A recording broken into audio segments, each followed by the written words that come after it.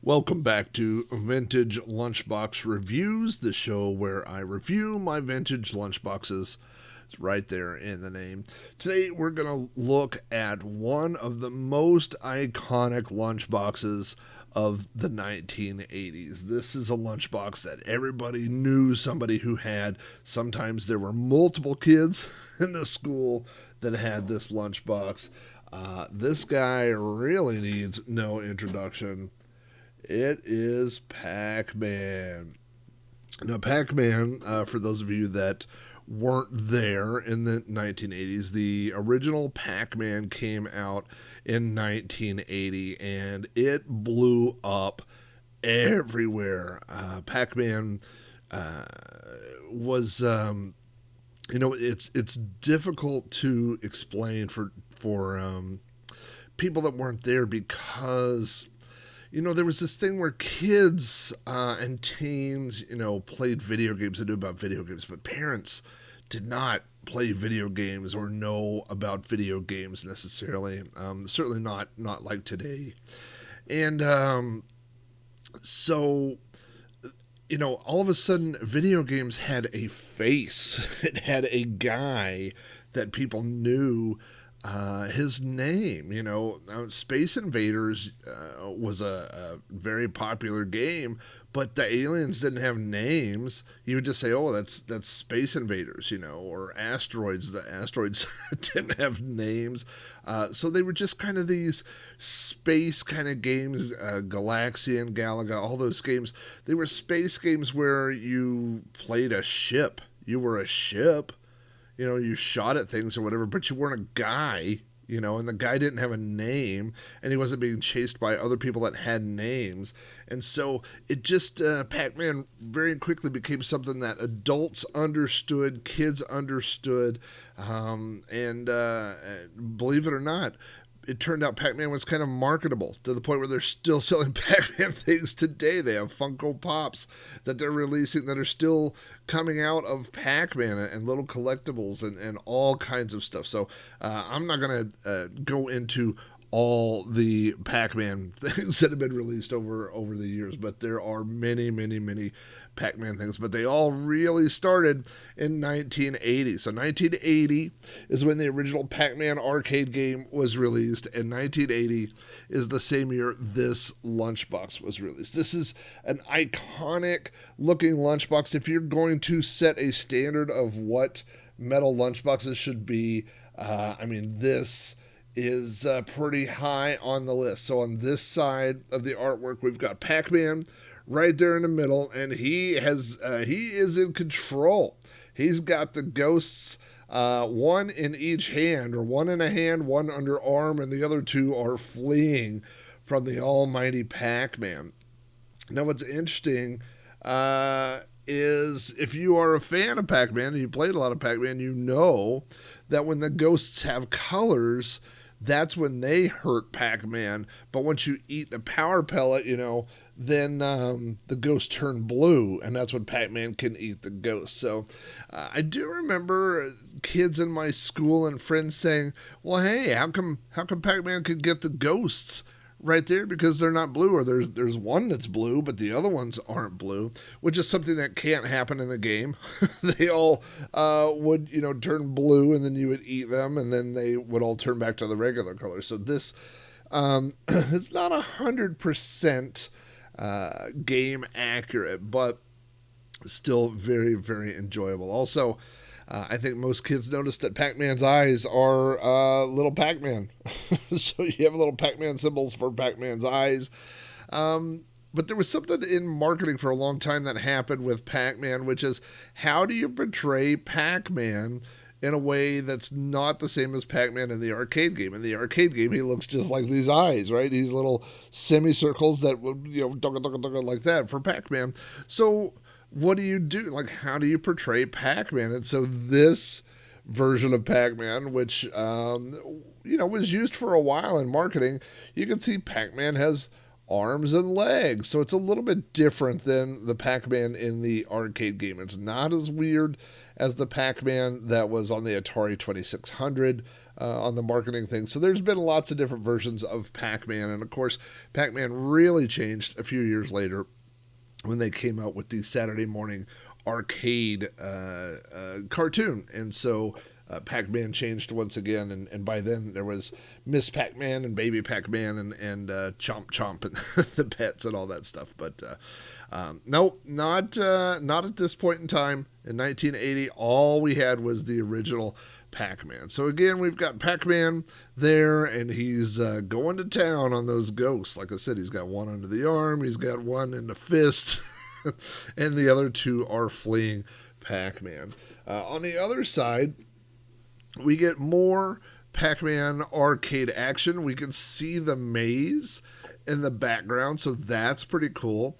Again, we have Pac-Man, and this time he hasn't captured any ghosts, but he is hot on their trail, and they are once again fleeing Pac-Man. We have 4 different colors of ghosts. One is blue, again, which is a little bit weird, but we'll allow it. Of course, if you've played the game, you know it's Inky, Blinky, Pinky, and Clyde. So we've got all 4 ghosts. So at least I didn't go too far off.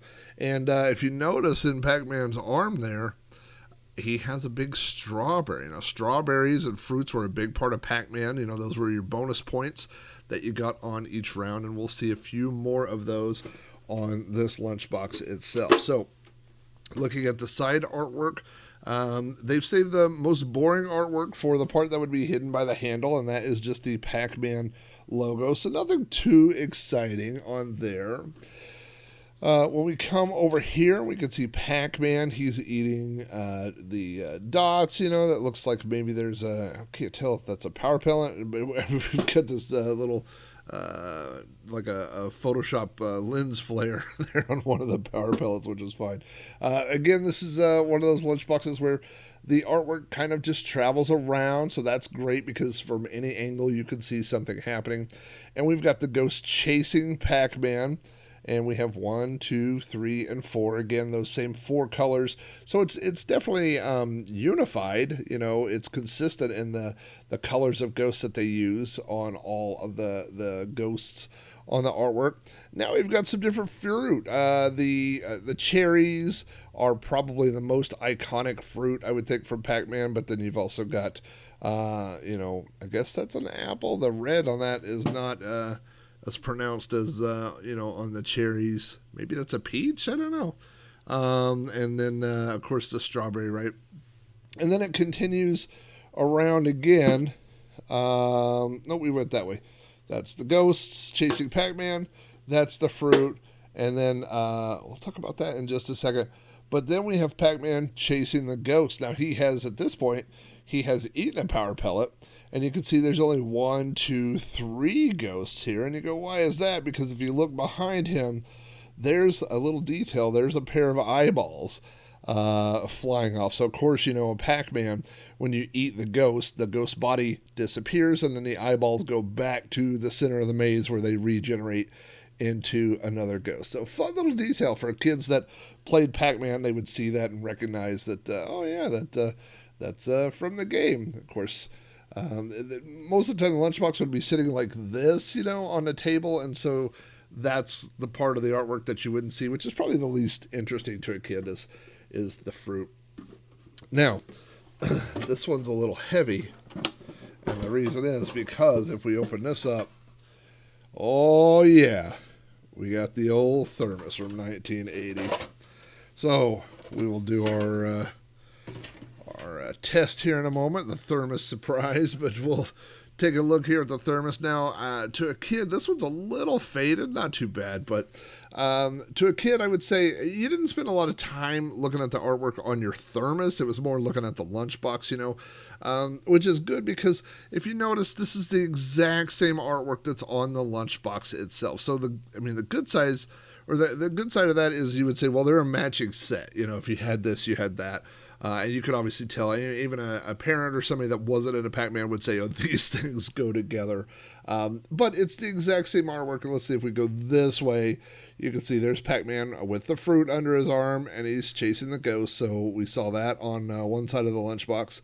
And then we have that picture of Pac-Man with the ghosts under his arms, and the other ones are fleeing.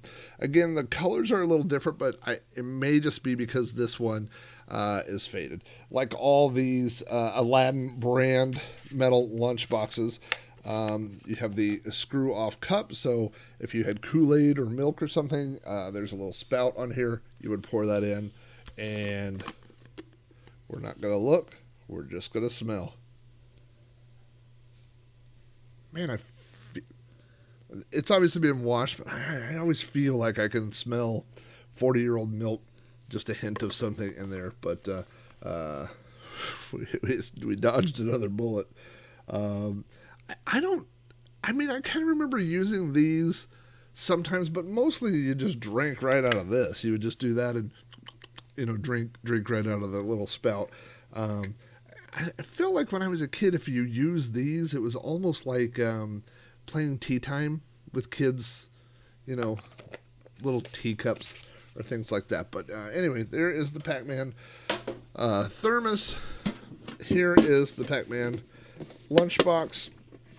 Like a few of the lunchboxes, it doesn't line up quite as well as it probably did at one point in time. But there you go. This is an expensive one. It wasn't necessarily that expensive when I got it, but this passes all the tests when it comes to lunchbox collections because it's only, it's not only, I should say, a lunchbox, but it's also part of pop culture. People know who Pac-Man is. People who played video games know who Pac-Man is. People who didn't play video games know who Pac-Man is. Everybody knows who Pac-Man is. And so when you see this, it's very, very iconic. So it kind of represents, that age of metal lunchbox, but it also, represents video games in general, and arcade games from the 1980s. So I didn't mention the color pattern on here or the color coordination. I don't know what I would say, like the color combos, but you got the blue, like from Pac-Man, you have the blue maze, and then you have the yellow dots, and you have the yellow Pac-Man. So it really makes this pop that all the backgrounds you see are all blue, so you have that consistent color on there, and then you have the yellow trim for Pac-Man with the yellow handle. So this is a great one. I think at the time I got a good deal on this one. I think I probably paid $30, maybe $40 for this. Now online, you'll see these go for close to $100, or if they're in great condition, much more than $100. So this is a good one in the collection. This is definitely one of my favorites. So thanks for checking out this Lunchbox review. Tune in tomorrow at lunch. We'll find out what's on the menu.